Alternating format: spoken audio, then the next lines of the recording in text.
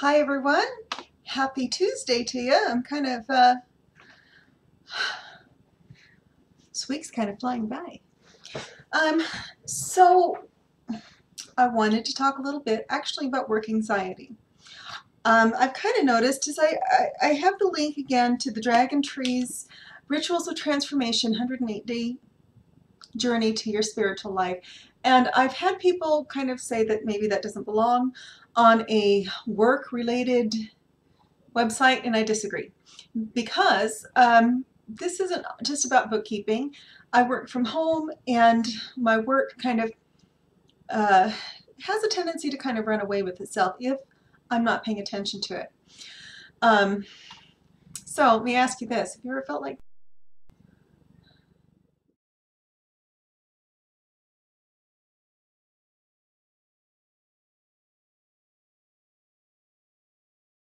I'm not a fan? As I was working through a lot of this, I realized that a lot of my anxiety actually comes from work, and it's not about money, and it's not about how well I do my job. I'm very, very good at what I do. I don't have any anxiety about that. And I make good money. I have no anxiety about that. Even when I didn't make good money, I always had this expectation that whatever it was that I needed was going to fall into my lap, and lo and behold, it did. Every time. So, and always right when I needed it too.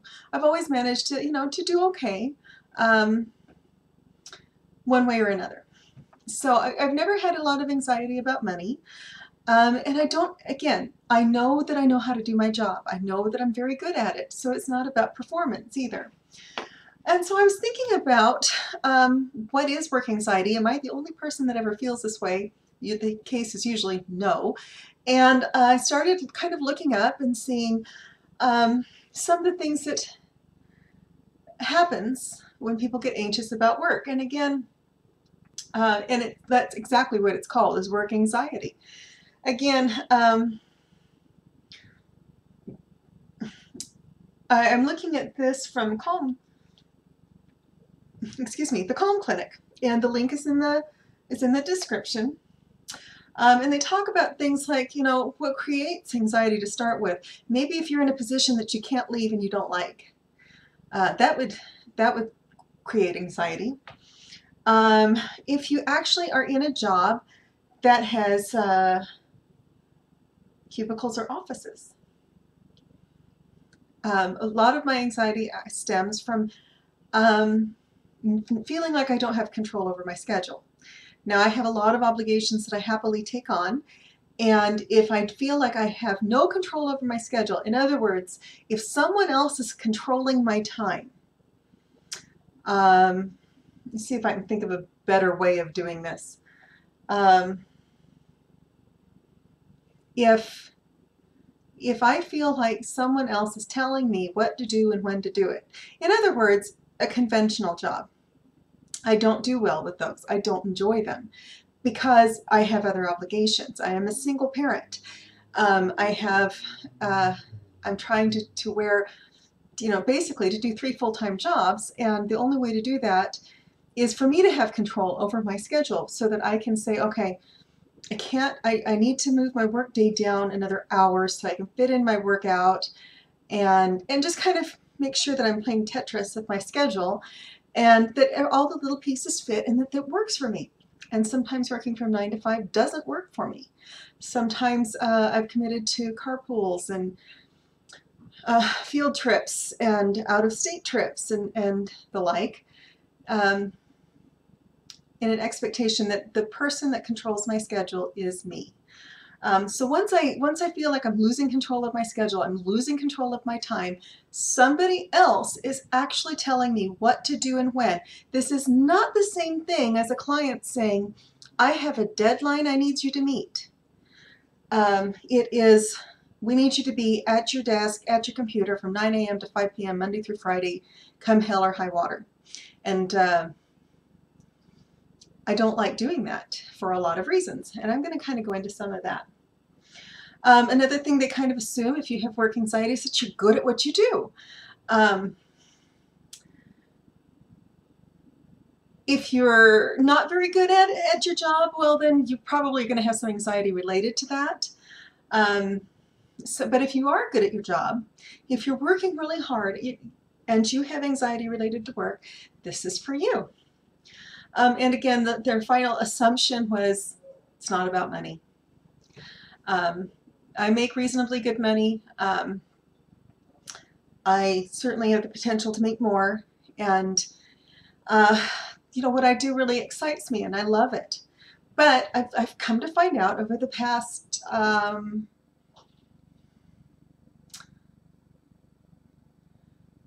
or 9 months, has it been that long? I don't think it's quite been that long, 6 or 7 months, is that I have a lot of anxiety about work. And I'm not a fan of that. I used to be very laid back about work because I just always knew that, you know, if I have something to do on Monday and Tuesday, I can get the work accomplished Wednesday, Thursday, and Friday because I'm not being paid by the hour, I'm being paid by the results, okay? So I could actually take time. I could take Tuesdays off, for example, and I frequently did. Tuesdays and Saturdays were kind of my days off, and I liked it that way. Or I could plan ahead, work ahead a little bit, make sure all of my clients were completely caught up, and then go out of town for a week and then catch back up again when I got back and I didn't have to think about work. So this has been kind of bugging me today, this idea that somehow work is stressing me out, and it shouldn't, and I don't like it. So, and I figured I'm probably not the only one. So with that in mind, let's talk a little bit about strategies to reduce work-related stress. Again, these are things that have nothing to do with performance, and they have nothing to do with your paycheck. If you're having anxiety related to money, well, that's a whole different ball of wax. That's something you need to sit down and face and budget and maybe come up with other ways of making money. But my experience has been, once you sit down and you make your budget and you follow it, the anxiety about money kind of evaporates. And I know this is a little bit woo-woo, but if you kind of set this intention that you're going to make this much money, and you're open to side gigs and other things other than your regular paycheck, the money tends to flow in. You have to kind of allow it. So how do you deal with work stress? Well, I tend to, personally, okay, I work from home. Again, I work from home. So I tend to, when I shut off, I tend not to do anything else. It's usually just time for bed, it's time for other things to do, it's time for, you know, maybe watch TV, but I don't really go out and do anything after work. In fact, because I work from home, I tend to work right up to my bedtime. And some of that is because I do take on a lot of obligations, which I enjoy. And I like, you know, telling clients all the time, I tell them all the time, I accomplish miracles on a regular basis. It's not a problem.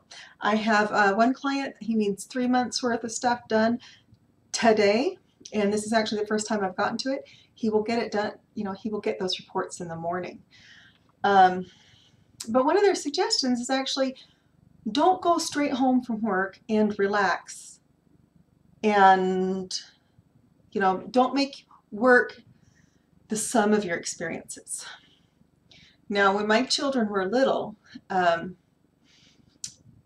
would, you know, put them on the bus, go to work, come home from work, and we'd start getting ready for bed. But that was still busy. I mean, I still had to read to them and give them their baths and sit and rock them and smell their, you know, sweet smelling little boy, little girl hair.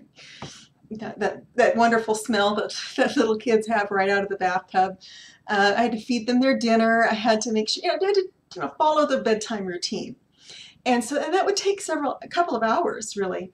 By the time I would cook dinner, we'd have dinner, clean up after dinner, start the baths, and then have bedtime stories and all the other things that we did. It took some time. So because I was very engaged with my children, I didn't feel like I needed to it wasn't the same as going home and just not having anything to do. I had a lot to do.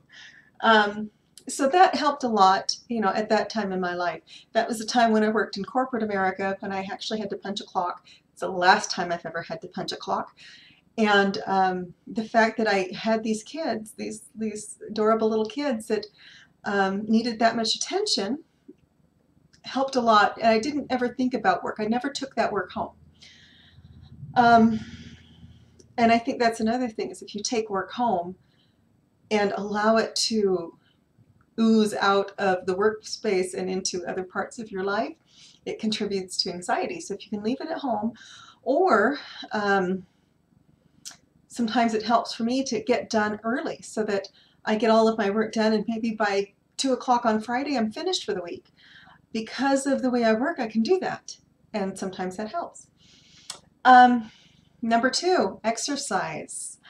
I try to get up at about 5 in the morning. I talked about this yesterday. And I have a hard time getting up at 5 in the morning. This is a huge commitment for me. And I go hiking for about 2.5 hours. And I also read my Rituals for Transformations book, and I meditate on that for 20 minutes. And I do that, I don't do the hiking part, but I do the meditation again in the evening. And when I remember to do that, I meditate, and then I go hiking, which is more meditation for me. And I'm just out, and I'm physically tired by the time I'm done. Exercise releases a lot of endorphins, and it just helps you feel better. So if you're dealing with anxiety and stress from work, exercise. Seriously. At one point I had lost about 30 pounds because I was exercising, because I was stressed and anxious and depressed. And I can tell you from personal experience, there's nothing more awful than being depressed and anxious at the same time. So I would hike and hike and hike, and I would go out and I would be gone for hours and hours just trying to calm down and trying to release those endorphins. And that's always been how I've dealt with stress, is to go walking. I'm not a runner. I've never been a runner. I'm never going to be a runner. I promise you, if you see me running, you should run too, because something's probably chasing me. Unless it's downhill when I'm done hiking. I do that for the joy of it.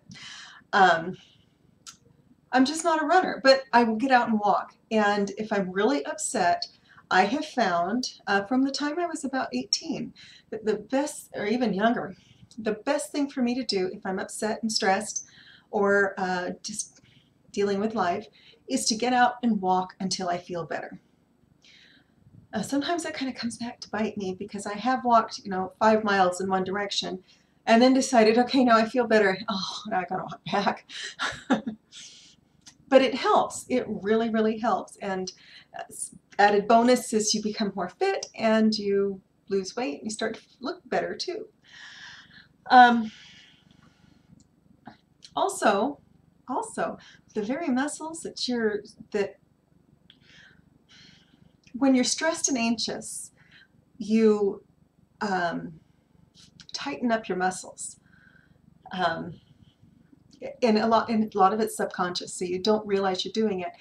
I carry my stress in my shoulders, so I don't even realize that my shoulders are tight until I go to relax them. Or better yet, I go get a massage and have someone else relax them for me. I don't realize that they're tight. And I do this, it's in my legs, it's in my abdomen. We do this naturally.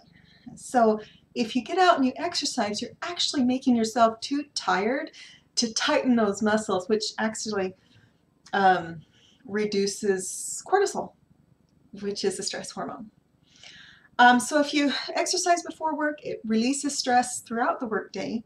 And if you exercise after work, it releases stress from the workday. Maybe I should start working out twice a day again. I actually used to do that. It says make work tasks a game. I don't have any problems with the work task myself. Some people might. I have no problems basically sitting down and kind of mindlessly working along.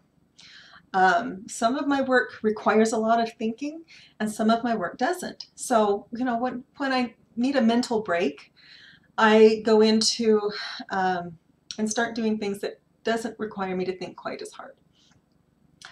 Um, I remember doing this actually quite a lot. I will actually, since I'm an accountant, I will actually look for certain number patterns. So if I start to see 1111 a lot, I want to notice. Or if I see 1, 2, 3, 4, 5. It just kind of is just a fun thing to do. The biggest work game I ever did was to try to make sure that I did more work than anybody else, and that seems to be pretty effective. Make your stresses a game. I think what this really is identifying what you're stressed about.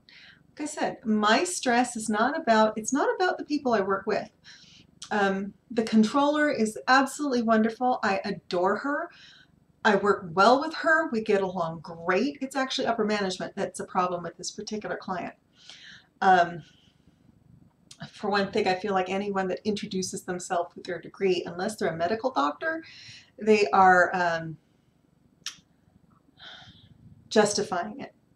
They may not be as smart as, because I found that the really important people and the really smart people are the ones that don't need to tell you that they're really important and really smart. That's just been my experience. And I've known a lot of really important and really smart people. So if someone comes up to me and they are not a medical doctor and they feel like they need to tell me what their degree is, it kind of sets up red flags for me, because again, if they're really smart, I'll be able to tell. It's kind of like when someone says, well, you should trust me because I have this position at church.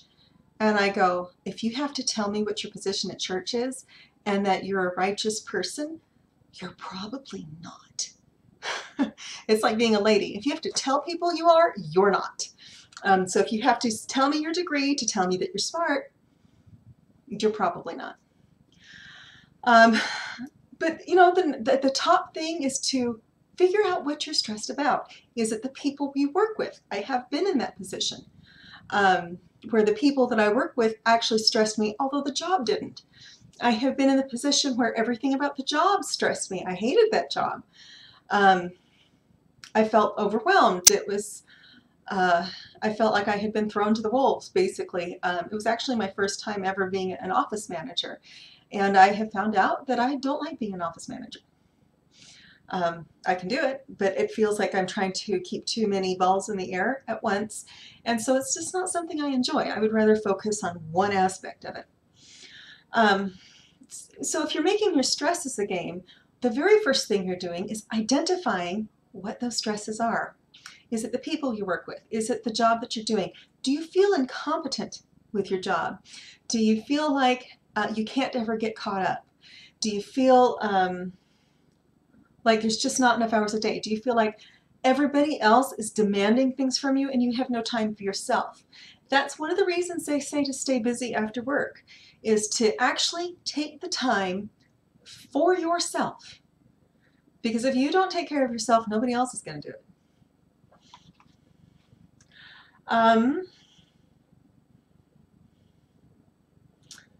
Work stories.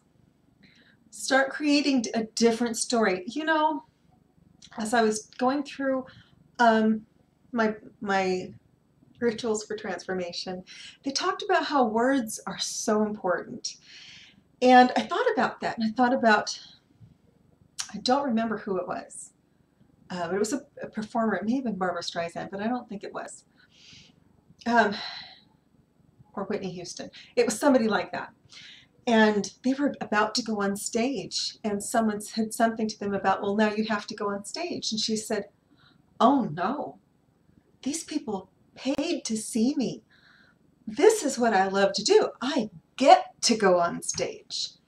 And with that one shift of one word from have to get to, can you feel how that entirely changes the sentence? My kids, my youngest 2 kids are homeschooled. They've been homeschooled up until this school year. And this year, well, last year and this year, they were the ones that made the decision, I want to go to school. And my daughter, Mercedes, commented that it's so different for her because she gets to go to school. Her friends have to go to school. And so her friends treat it like the drudgery it is. I remember school. And she is excited to be there every single minute of the day. She comes back and went, oh, that was such a short day. It was awesome. It was great. I learned so much. And this happened and my choir teacher had to leave and I ran the class. It was awesome. And I thought, very few of her peers are coming home with that level of excitement. So think about the stories you're telling yourself about your workday. Again, I get to work with someone as wonderful as Zara. I love working with Zara. I get to work with someone as wonderful as Michael. And I think he's the greatest thing since sliced bread. In fact, I think he's the greatest thing since wheat. You know, I get to help my clients. It's a privilege. A lot of people don't do what I do, and most people don't like what I do, and I'm lucky enough to do that. You know, you just kind of find, you know, all this stuff. And then I hit deal breakers. I was talking about one today, and I just decided, well, if that's the direction they want to go, they can go without me. It's fine. I can make up the money somewhere else. Again, it's not about the money. And if all else fails and you can't leave, fake it till you make it. Interestingly enough, if you do fake it, if you pretend to yourself, and this, you're the one that you have to convince, that everything is okay, you might be able to convince yourself that you are. Words are powerful. I've told my kids, words are so powerful that there's a reason we call it spelling. Do you ever think about that? Glamour, the word grammar from language actually comes from the Old English word for glamour, which is to cast a spell. And then we refer to writing words down as spelling. So take the magic in your words and create a better work environment for yourself. It's all up to you. I definitely start with the exercise. It helps so much. It's just some time to clear your head and clear the cobwebs out and to reset. And if you find yourself, and this is as much for myself as for anybody else, if you find yourself kind of going down that road, again, I have in the past dealt with anxiety, dealt with depression, dealt with stress, dealt with overwhelm all at once. It's not fun. Don't want to ever do that again. But you can change the way you talk to yourself. And as you change the way you talk to yourself, you change the way you believe. Fake it till you make it if you have to. And if you start to go, oh, I hate my job. I hate being negative about my job. That's what I hate. I like my job. You don't have to say you love it if you don't. I like my job. I enjoy my job. What are 10 things that I enjoy about my job? I like these people that I work with. I like the way the chair feels on my tush. I like going to lunch with my friends. It doesn't even have to be about work. But I really think that the key is to not bring it home and to kind of have have some time where you're taking care of you. It's really what it comes down to. And once you do that, everything else falls into place. Have a wonderful evening, and I will talk to you tomorrow.